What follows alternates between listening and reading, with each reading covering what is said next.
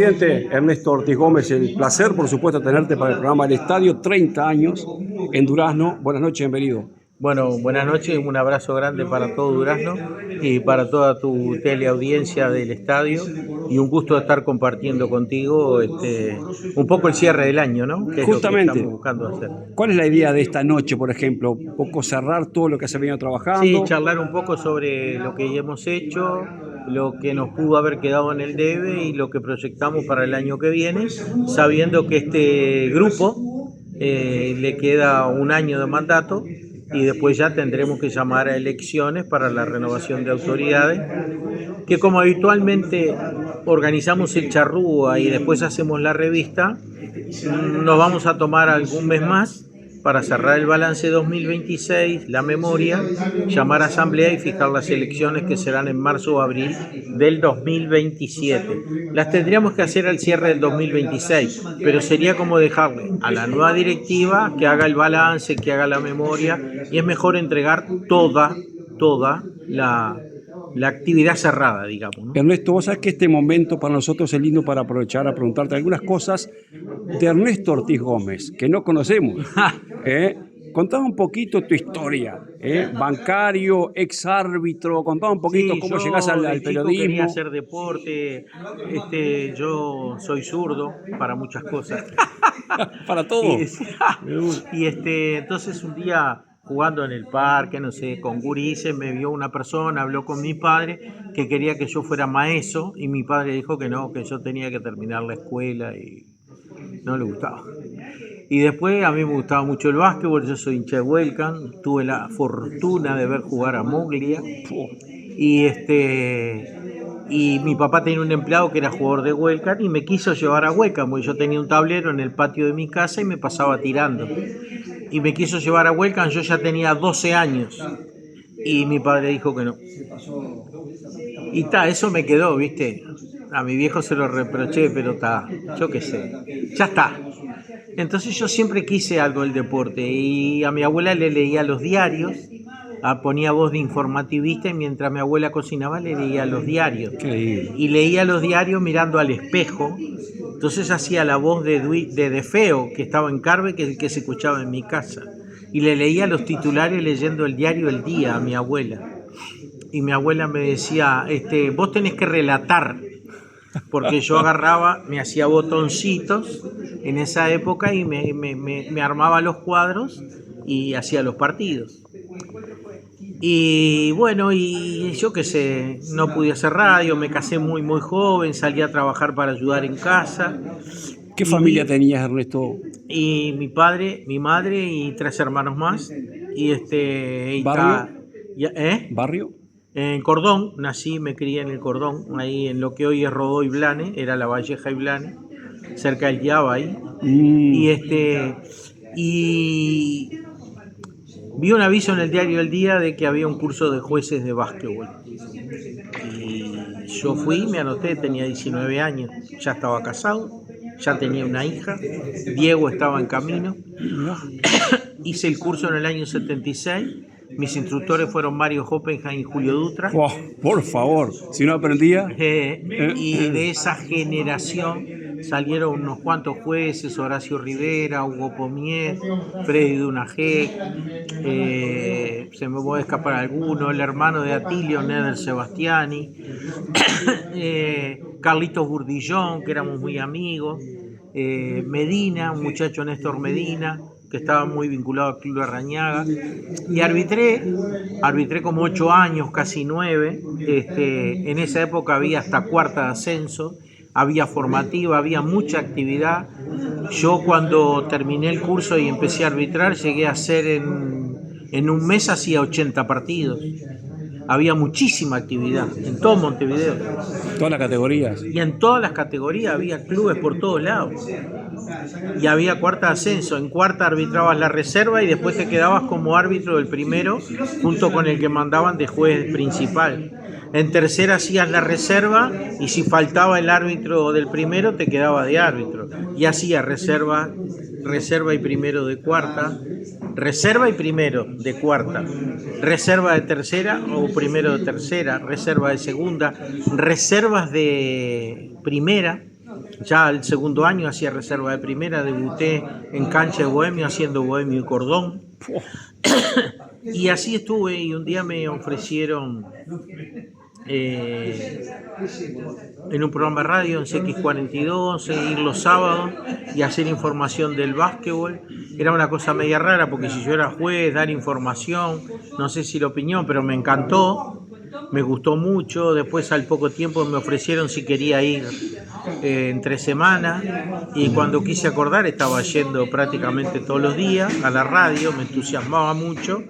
Y al poco tiempo José Carlos Domínguez, que tenía la transmisión en Radio Imparcial que se llamaba Los Grandes con los Grandes, comentaba él cuando jugaba Peñarol y Carlos Castelnuovo cuando jugaba Nacional, y relataba a Walter Miranda o Jesús Carlos Correa, también relató Gerardo Viña. Correa Duraznense. Exactamente, entonces yo agarraba y me dijo si quería y arranqué de vestuarista en el fútbol, y definitivamente dejé el arbitraje y me dediqué a la radio. Me entusiasmó mucho la radio, viajé bastante por la radio, y después cuando ese equipo empezamos a hacer la B, después con Walter Miranda y Germán Arrieta, después la A, hicimos toda la campaña de Central en el 83 y el 84, y ya en el 86 estábamos en el Sodre levantó todo lo que era deporte, y Javier Máximo Goñi nos ofreció incorporarnos al equipo de él, que estaba en Radio Sport, arrancaba en Radio Sport, y bueno, ahí estuvo en Radio Sport 87, 88, nos fue bárbaro porque salió Peñarol campeón de Libertadores y Nacional campeón de la Libertadores en el 88 y Uruguay campeón de América, y yo hice todas las coberturas. ¿Y tenés alguna preferencia por estos dos deportes? ¿El básquetbol el que te metió en el periodismo? Sí, el básquetbol me metió en el periodismo y a mí me entusiasman los dos, me gustan los dos.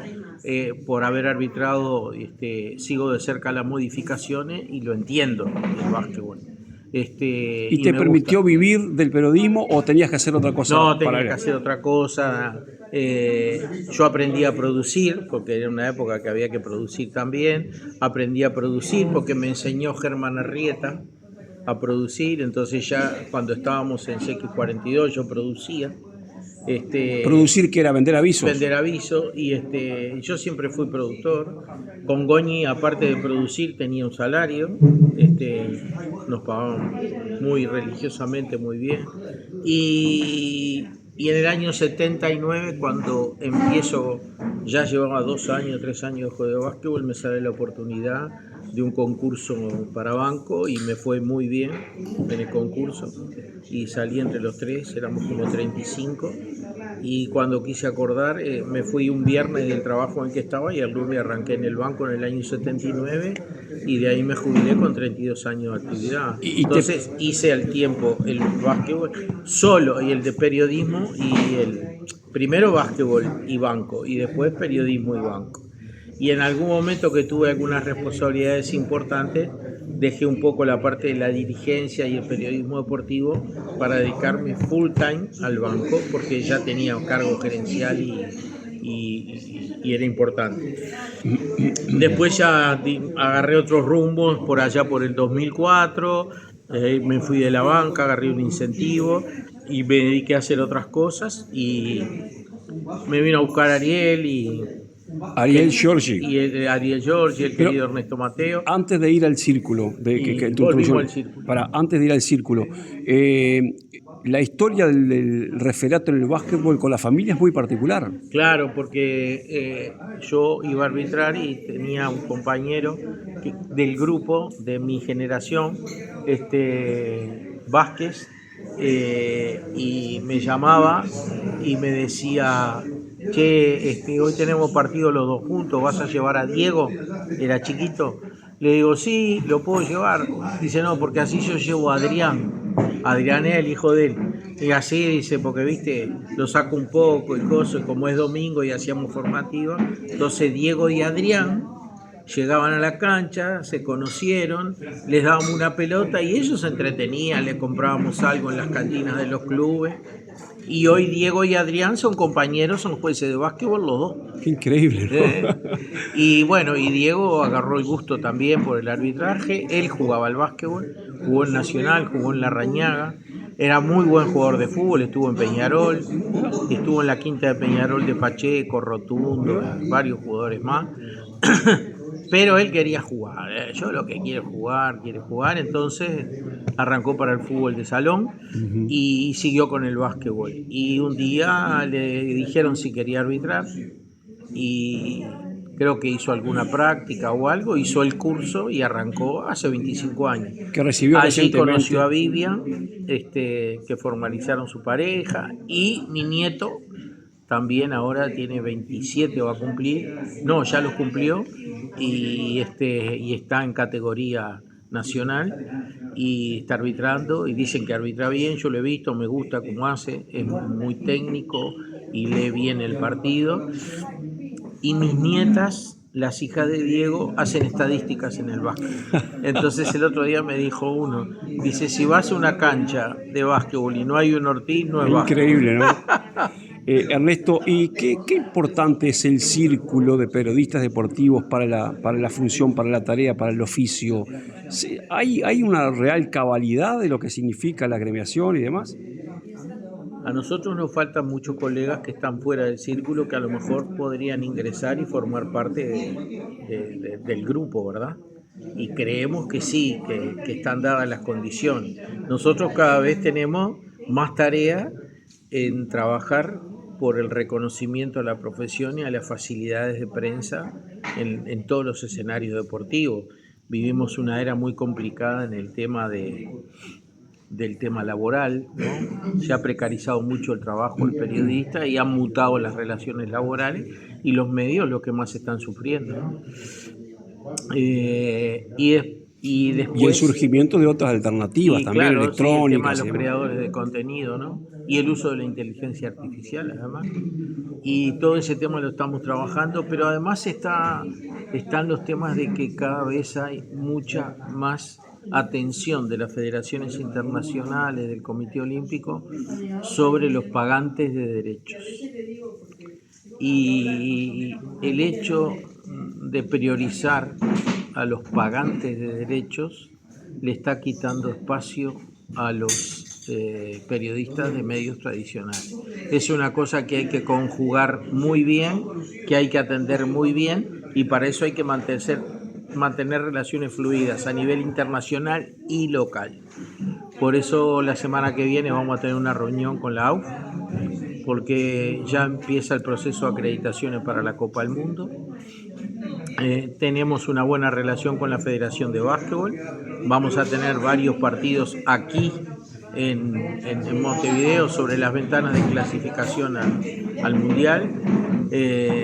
Y todo eso requiere del trabajo del círculo para facilitar el acceso, porque en el círculo hay mucha gente que está activa en la profesión, pero tenemos mucha gente retirada y muchos jubilados, retirados, muchos veteranos.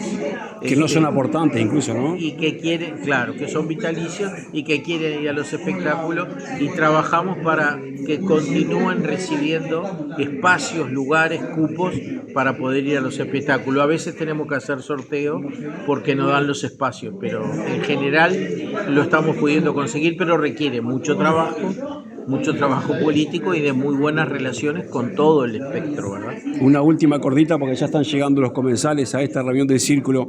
Tú representás a nivel internacional el círculo, a nuestro país. ¿Qué tan importante y trascendente es estar justamente ayornándose con estos temas a nivel mundial? Lo que pasa es que a nivel mundial, esto que te estaba diciendo, se está armando el protocolo para creadores de contenido, el uso ético de la inteligencia artificial, y necesitamos de cualquier manera crear códigos de trabajo e incorporar a los creadores de contenido a nuestras asociaciones de periodistas, porque no le podemos negar los espacios en los estadios. No es que le van a quitar espacio al periodismo tradicional, pero hay que cederles lugares necesariamente, porque ya los medios tradicionales... Que hasta ahora no se requería. Pero además los medios tradicionales, los multimedios, ya contratan creadores de contenido, entonces no los podemos desconocer. Gracias, Ernesto. Y gracias también, y no hay una cosa importante ya en el final. Yo creo que el Círculo de Periodistas Deportivos de Uruguay en este proceso ha sido justamente bien uruguayo, con participación del interior también muy activa. Me parece que es importante Y resaltar la gran eso. chance que tenemos de crecer es el interior, por eso lo tenemos que atender y entender debidamente. Gracias. Gracias. Muy buena, muy buena. ¿Qué hace?